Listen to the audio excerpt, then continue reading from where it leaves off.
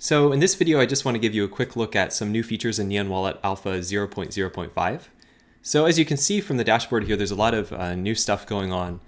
There's multiple different logins. You can log in now using saved wallets that the wallet will store for you. You can log in using a passphrase encrypted key. You can log in using your private key, which is what you had to do in the old version of Neon. You can also, of course, create a new wallet, which you could do before.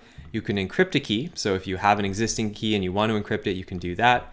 And then there's a new settings page where you can manage some of your information. But probably the most important thing about this new wallet is the ability to sort of store and save these encrypted keys. So I'm just going to go through that really quickly.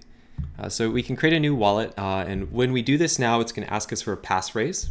So what it's going to do is use this passphrase to encrypt the private key that it generates.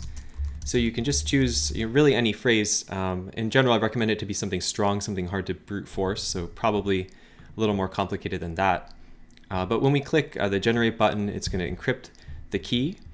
So we get a page which has a lot of familiar information, things like the private key that you should have seen before, the public address, which is where you send stuff. But we now have this encrypted key. And so what's going on with that is that we're taking this passphrase we used and then we're encrypting the private key using that to generate this thing. And so this thing is actually sort of a new standard. There's a standard called NEP2, which is similar to BIP38. So we imagine future wallets will be able to support login through the combination of this specific kind of encryption and this passphrase. So just good to know for the future. So now that you have this information, you can save the key so that you can log into the wallet to this account using the passphrase later. So we can choose a name here, like let's say test account B. We can save the key and the wallet will save it and store that in a local file. So what's being stored again is this encrypted key. So just with that, no one can log into your account.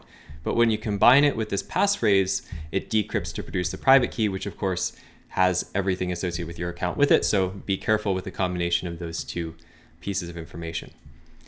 So the final thing I'd say here is that even if you're using the wallet to save the key, be sure to save the pieces of information on this page in some other way as well, right? So if you have a catastrophic issue with your computer, if you delete Neon or you delete its application files or data, you want to be able to remember and restore the information, so probably save that private key somewhere.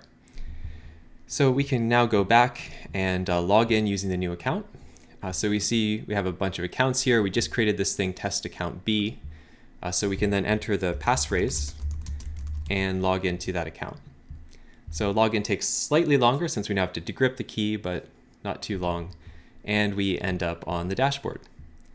So thanks, and I hope you enjoy the Neon Wallet 0.0.5.